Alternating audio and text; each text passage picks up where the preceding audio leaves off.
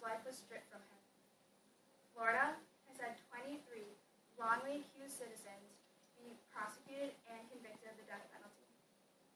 Illinois has had 20, and Texas has had 11 wrongly accused cases. The death penalty has been used to strip a person of the one gift we can't give, but yes, we can take. The death penalty is wrong, and is the one thing holding back society from our full potential.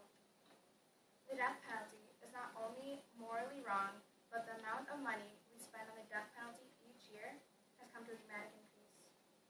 The money that goes towards these expensive punishments comes from the taxpayers' money. How do you feel knowing that your money you need to survive in everyday life helps take away from another's?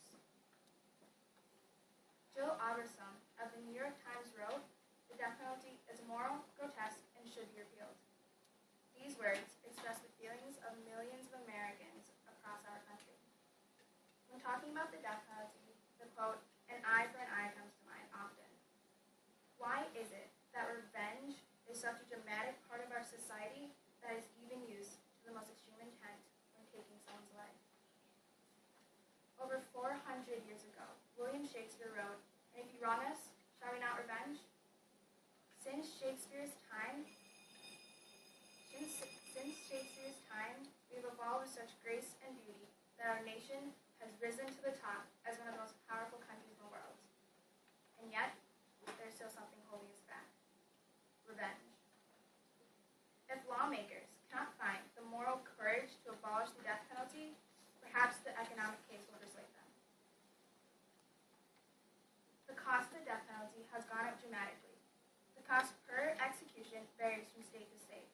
North Carolina costs $2.16 million per execution, while Florida is currently at $8 million. This number seems very unrealistic, doesn't it? Well, it's a reality. Some people say there's no cost of justice. But is this really justice? Or are we becoming the very thing we're meant to overcome?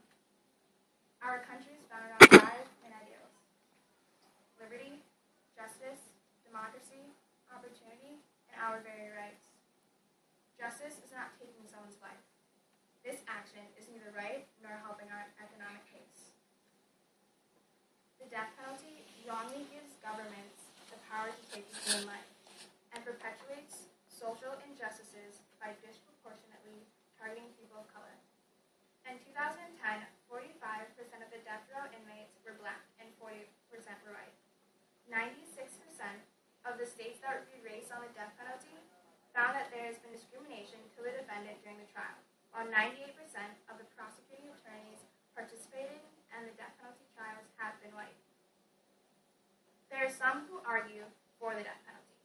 They say the death penalty helps ensure that the guilty never commit another crime, and it also helps ensure the safety of those who were witnesses to these crimes. However, the negative effects are more of an impact on our society today. Premeditated and planned taking of a human life by a government in response to a crime is not justice at all. The death penalty has burdened our society for years. We cannot keep this injustice.